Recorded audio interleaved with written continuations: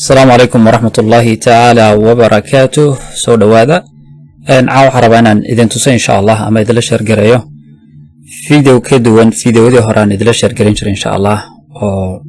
سيدا تايرل كإعوانك فيديو كموغدا حربانا إذن تسا إن شاء الله أرينير أو كسابسن فيسبوك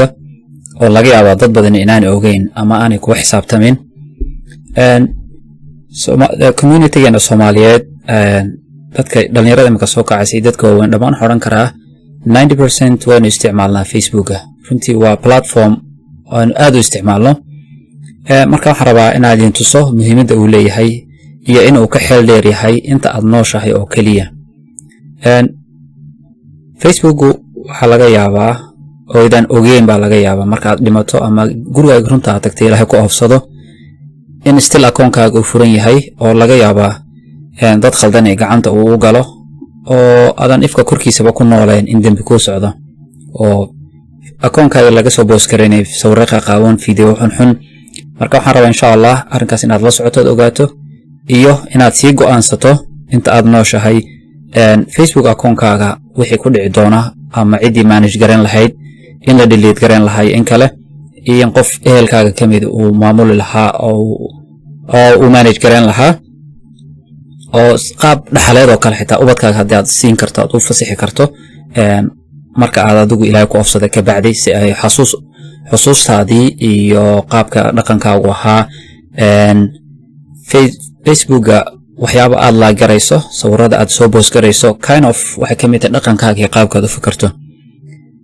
marka hadii aad rabto ubadkaaga insha Allah inay u noqoto xusuus hadhow ay daalacdaan ama ay dib ugu noqdaan oo Facebook aabahood oo kale runtii hadii imika aad si go'aansan waxa laga yaabaa in la delete gareeyo Facebook uu delete gareeyo hadhowna access aan u lahayn in dad kale gacan xun oo Facebook-kaaga account-kaaga uu gacan gala dad xun oo sawir xun iyo waxyaabo xun laga soo boos gareeyo marka insha Allah waxaan rabaa inaan ku tuso saddex option oo saddexdaba Facebook ku ogol yahay intaad nooshahay aad si sameyn karto ta koowaad waxa la dhahaa legacy contact oo macnaheedu yahay dadka contactska ku ah ama family ama friendska kuugu jira Facebook mid kamid ah ayaad intaad nooshahay u assign gareynaysaa in hadii aad Ilaahay ku oofsado in account-kaaga uu qofkaasi la wareego ay qurux badan tahay in ubadkaaga kale ama qof family-gaaga ama friends-kaaga ah ta kale waa delete and deactivation in account-kaaga completely la delete gareeyo oo hadhow cid kale access u leh ma jirto hadii ubadkaaga u baahdaan xasuustaas ma heli karaan iyo option-ka saddexaad oo la yiraahdo memorialization oo ah Facebook-kaaga uu furnaanaya cidi ma access gareyn karto laakiin wuxuu u furan yahay for memory xasuus ahaan oo dadkii asxaabtaada iyo friendsku waxay ku soo boos gareyn karaan timeline-kaaga fiidiyoada share gareyn jirtay iyo noloshaada wuxuu u furan yahay xasuus oo kaliya laakiin cid kale access gareyn karta ma jirto marka waxaan rabaa insha Allah ta ugu muhiimsan aan isleeyahay ugu macquulsan tahay oo dadkoo dhan ay anfici karta waa legacy contact taas rabana insha Allah taas macnaheedu qof kamid ah family-ga iyo friends-kaaga oo aaminsan tahay aad password-ka la siinaya marka adiga Ilaahay ku oofsada ka bacdi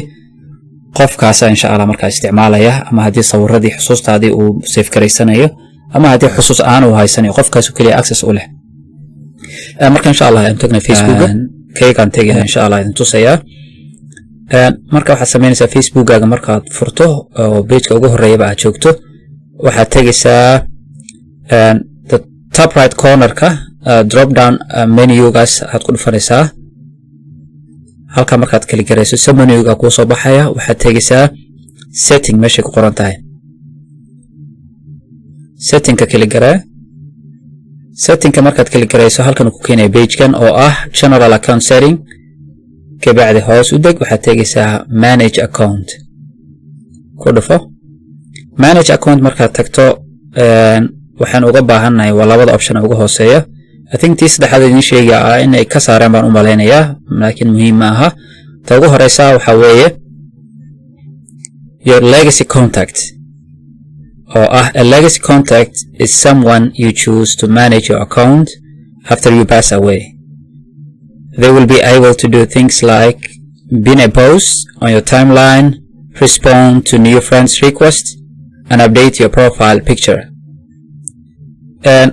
haddii qof aad passwordkaaga u assign garayso inuu noqdo legacy contactiga marka aad dhimato akoonkaaga qofkii manage garan lahaa qofkaasi wuxuu awood u leeyahay